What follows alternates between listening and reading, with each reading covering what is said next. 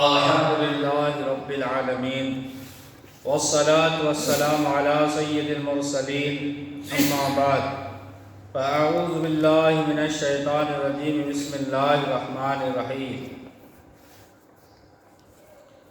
ضروری ہدایات منہ بھر قی جو الٹی منہ بھر ہے نہیں تو منہ بھر قی علاوہ بلغم کے یعنی بلغم کے علاوہ بالکل پیشاب ہی کی طرح ناپاک ہے۔ منہ بھر الٹی جو آتی ہے وہ اتنا ناپاک ہے جیسا کہ پیشاب ہی کی طرح ناپاک ہے۔ اس کا کوئی چھینٹا کپڑے یا جسم پر نہ گرنے پائے، اس کی احتیاط فرمائیں۔ بدقسمتی سے ہمارے اسلامی بھائی اور بہنیں اس میں بڑی بے احتیاطی کرتے ہیں، کپڑوں پر چھینٹے پڑنے کی کوئی پرواہ نہیں کرتے اور منہ وغیرہ پر جو قی لگ جاتی ہے اس کو بھی بلا جھجک اپنے کپڑوں سے پوچھ لیتے ہیں اور اس طرح اپنے کپڑوں کو ناپاک کر ڈالتے ہیں۔ اس سے احتیاط کرنی چاہیے۔ اللہ ہمیں ہر قسم کی نجاست سے بچائے۔ بھول کر کھانے پینے سے روزہ نہیں جاتا، بھول کر کھا لیے پی لیے اس سے روزہ نہیں جاتا۔ حضرت سیدنا ابو ہریرہ رضی اللہ تعالی عنہ سے مروی ہے کہ تاجدار مدینہ صلی اللہ علیہ وآلہ وسلم فرماتے ہیں کہ جس روزہ دار نے بھول کر کھایا پیا وہ اپنے روزہ کو پورا کرے۔ بھول کر کھانے پینے والے اپنے روزہ کو پورا کریں کہ اسے اللہ عز و جل نے کھلایا اور پلایا ہے، کیونکہ بھول کر کھانے پینے سے روزہ نہیں ٹوٹتا۔ اب وہ باتیں بیان کی جاتی ہیں جن سے روزہ نہیں جاتا۔ ان باتوں سے روزہ نہیں جاتا۔ بھول کر کھایا پیا جمع کیا، روزہ فاسد نہ ہوا، روزہ نہ ٹوٹا، وہ روزہ فرض ہو یا نفل۔ کسی روزہ دار کو ان افعال میں دیکھے تو یاد دلانا واجب ہے۔ اگر آپ نے یاد نہ دلایا تو گنہگار ہوں گے۔ ہاں اگر روزہ دار بہت ہی کمزور ہو کہ یاد دلانے پر وہ کھانا چھوڑ دے گا، جس کی وجہ سے کمزوری اتنی بڑھ جائے گی کہ اس کے لیے روزہ رکھنا ہی دشوار ہو جائے گا، اور اگر کھا لے گا تو روزہ بھی اچھی طرح پورا کر لے گا اور دیگر عبادتیں بھی بخوبی ادا کر لے گا، اور چونکہ بھول کر کھا پی رہا ہے اس لیے اس کا روزہ تو ہو ہی جائے گا۔ اگر کمزور بوڑھا آدمی بھول کر کھا رہا ہے تو حکم یہ ہے کہ ان کو یاد نہ دلائے، بہت کمزور ہے لیکن روزہ رکھ رہا ہے، اب یاد دلائیں گے تو وہ کھا لے گا، تو اسی صورت میں کیا کہتے ہیں ان کو یاد نہ دلائیں۔ اگر وہ کھا لے گا تو روزہ بھی پورا کرے گا اور روزہ بھی نہیں ٹوٹے گا اور دوسری عبادتیں بھی صحیح طریقے سے کر لے گا۔ لہذا اس صورت میں یاد نہ دلانا ہی بہتر ہے۔ بعض مشائخ کرام رحمہم اللہ فرماتے ہیں جوان کو دیکھے تو یاد دلا دے۔ اگر کوئی جوان روزہ سے ہے اور بھول کر کھا پی رہا ہے تو اسے یاد دلا دے، اور بوڑھے کو دیکھے تو یاد نہ دلانے میں حرج نہیں، مگر یہ حکم اکثر کے لحاظ سے ہے، کیونکہ جوان اکثر قوی یعنی طاقتور ہوتے ہیں اور بوڑھے اکثر کمزور۔ چنانچہ اصل حکم یہی ہے کہ جوانی اور بوڑھے پا کو کوئی دخل نہیں، بلکہ قوت و ضعف یعنی طاقتور اور کمزوری کا لحاظ ہے۔ لہذا اگر جوان اس قدر کمزور ہو تو یاد نہ دلانے میں حرج نہیں، اور بوڑھا قوی یعنی طاقتور ہو تو یاد دلانا واجب ہے۔ روزہ یاد ہونے کے باوجود بھی مکھی یا غبار یا دھواں حلق میں چلے جانے سے روزہ نہیں ٹوٹتا۔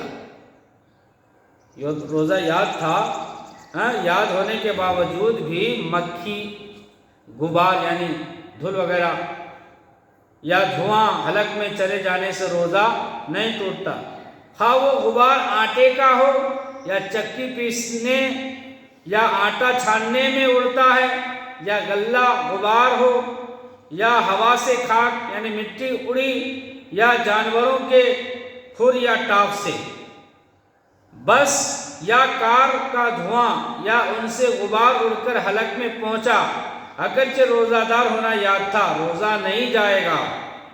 اگر بتی سلگ رہی تھی اور اس کا دھواں ناک میں گیا تو روزہ نہیں ٹوٹے گا۔ ہاں اگر لوبان یا اگر بتی سلگ رہی ہے اور روزہ دار یاد ہونے کے باوجود منہ قریب لے جا کر اس کا دھواں ناک سے کھینچا تو روزہ فاسد ہو جائے گا یعنی ٹوٹ جائے گا۔ بھری سینگی لگوائی یا تیل یا سرما لگایا تو روزہ نہ گیا، اگرچہ تیل یا سرما کا مزہ حلق میں محسوس ہوتا ہو بلکہ تھوک میں سرما کا رنگ بھی دکھائی دیتا ہو، جب بھی روزہ نہیں ٹوٹتا۔ حالت روزہ میں سرما لگانے سے روزہ نہیں ٹوٹتا، تیل ڈالنے سے روزہ نہیں ٹوٹتا۔ غسل کیا اور پانی کی خنکی یعنی ٹھنڈک اندر محسوس ہوئی، جب بھی روزہ نہیں ٹوٹتا۔ بھئی روزہ رکھ کر پانی نہاتے ہیں، وضو کرتے ہیں، پانی کی ٹھنڈک جو ہے حلق تک محسوس ہوتا ہے، کہتے ہیں اس سے بھی روزہ نہیں ٹوٹتا۔ کلی کی اور پانی بالکل پھینک دیا، صرف کچھ تری منہ میں باقی رہ گئی تھی، تھوک کے ساتھ اسے نگل لیا، روزہ نہیں ٹوٹا۔ وہ دوا کوٹی یعنی پیسا اور حلق میں اس کا مزہ محسوس ہوا، روزہ نہیں ٹوٹا۔ کان میں پانی چلا گیا، جب بھی روزہ نہیں ٹوٹا، بلکہ خود پانی ڈالا جب بھی نہ ٹوٹا۔ تنکے سے کان کھجایا اور اس پر کان کا میل لگ گیا، پھر وہی میل لگا ہوا تنکا کان میں ڈالا گیا، اگرچہ چند بار ایسا کیا ہو، جب بھی روزہ نہ ٹوٹا۔ دانت یا منہ میں خفیف یعنی معمولی چیز بے معلوم سی رہ گئی کہ لعاب کے ساتھ خود ہی اتر جائے گی اور وہ اتر گئی، روزہ نہیں ٹوٹا۔ دانتوں سے خون نکل کر حلق تک پہنچا مگر حلق سے نیچے نہ اترا تو ان سب صورتوں میں روزہ نہ گیا۔ مکھی حلق میں چلی گئی، مکھی روزہ نہ گیا، اور قصدن نگلی تو چلا گیا، جان بوجھ کر نگل لی، مکھی گئی تھی اور پھر اسے نکال کر پھینکنا تھا، نہیں پھینکا، اندر لے لیا۔ کہتے ہیں اگر قصدن نگلی تو روزہ ٹوٹ جائے گا۔ ہاں چلتے چلتے منہ کھولے تھے، مکھی گھس گئی اور اندر چلا گیا تو اس سے تو روزہ نہیں ٹوٹے گا، لیکن جان بوجھ کر مکھی کو اندر لے نگل لے تو روزہ ٹوٹ جائے گا۔ بھولے سے کھانا کھا رہے تھے، یاد آتے ہی لقمہ پھینک دیا، وہی بھولے سے کھا رہے تھے، یاد آیا جو بھی منہ میں تھا پھینک دیا، یا پانی پی رہے تھے، یاد آتے ہی منہ کا پانی پھینک دیا تو روزہ نہ گیا۔ اگر منہ میں کا لقمہ یا پانی یا یاد آنے کے باوجود نگل گئے تو روزہ ٹوٹ جائے گا۔ منہ میں پانی تھا، کھانا تھا، یاد آیا، یاد آنے کے باوجود بھی اب کھا رہے ہیں یا پی لیے ہیں تو روزہ ٹوٹ جائے گا۔ صبح صادق سے پہلے کھایا پی رہے تھے، صبح صادق سے پہلے یعنی صبح جو روزہ رکھنے کا ٹائم ہوتا ہے، اور صبح ہوتے ہی، صبح صادق کا وقت سحری سے پہلے ہوتا ہے نا، اور صبح ہوتے ہی یعنی سحری کا وقت ختم ہوتے ہی منہ میں کا سب کچھ اگل دیا تو روزہ نہ گیا، اور اگر نگل لیا تو جاتا رہا۔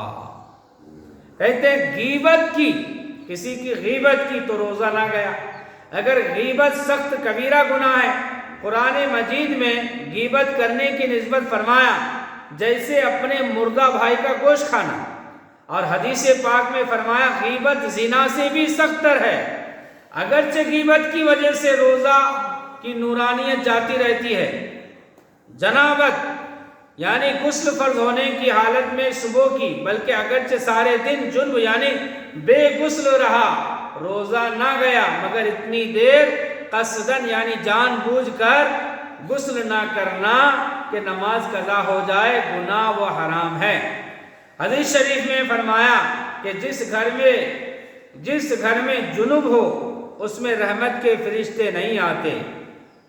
تل یا تل کے برابر کوئی چیز چبائی اور تھوک کے ساتھ حلق سے اتر گئی تو روزہ نہ گیا، مگر جب کہ اس کا مزہ حلق میں محسوس ہوتا ہو تو روزہ ٹوٹ جاتا ہے۔